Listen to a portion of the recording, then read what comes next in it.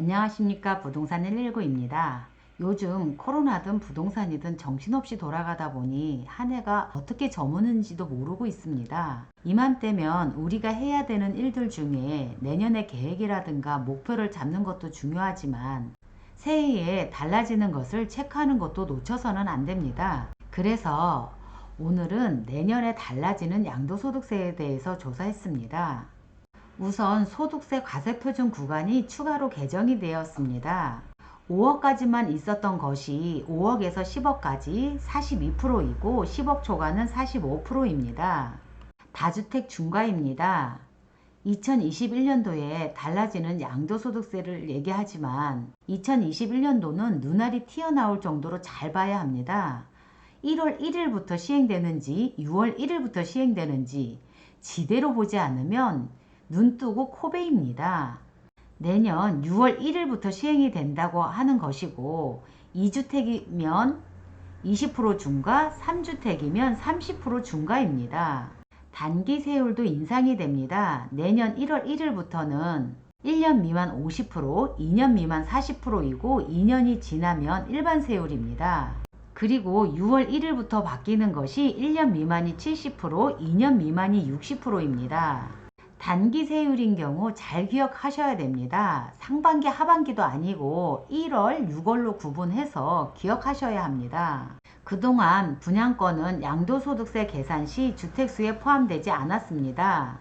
그러나 1월 1일 이후에 취득하는 물건부터는 주택수에 포함이 됩니다. 이제는 입주권이든 분양권이든 모두 주택수에 포함된다 하겠습니다. 분양권 양도소득세율도 인상이 됩니다. 그동안 2년 미만은 50%, 2년 이상이면 일반 세율이었는데 이제는 알짜롭습니다. 1년 미만은 70, 1년 이상은 무조건 60%입니다. 실소유자가 아니면 분양받지 말아라입니다. 무주택자들 청약해서 분양권으로 어떻게든 돈 벌어보려 했으나 입주하지 않으면 나라에서 세금을 다 가져가겠다입니다. 법인세도 인상이 됩니다. 그동안 법인세율이 10%였으나 2021년부터는 20% 추가로 인상이 됩니다. 장기보유 특별공제입니다.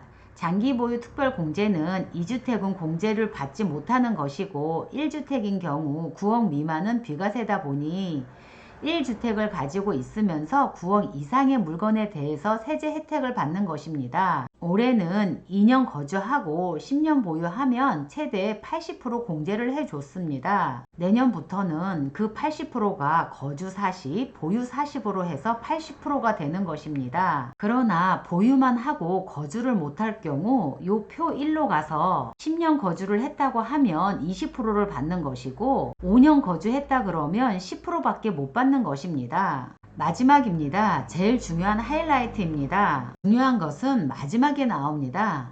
1세대 1주택 비과세라고 하더라도 이건 모르면 폭탄 맞습니다.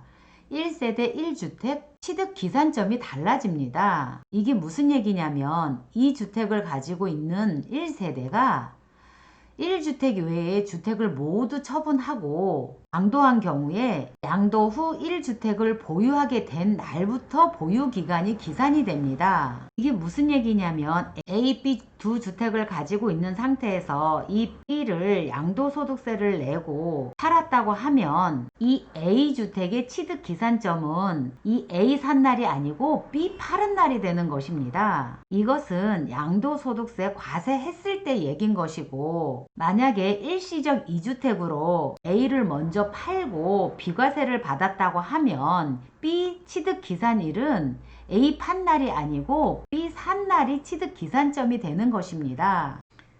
즉, 이 주택을 가지고 있을 때 앞에 주택이 양도소득세 과세가 되었는지 안 되었는지에 따라서 취득기산점이 달라지는 것입니다.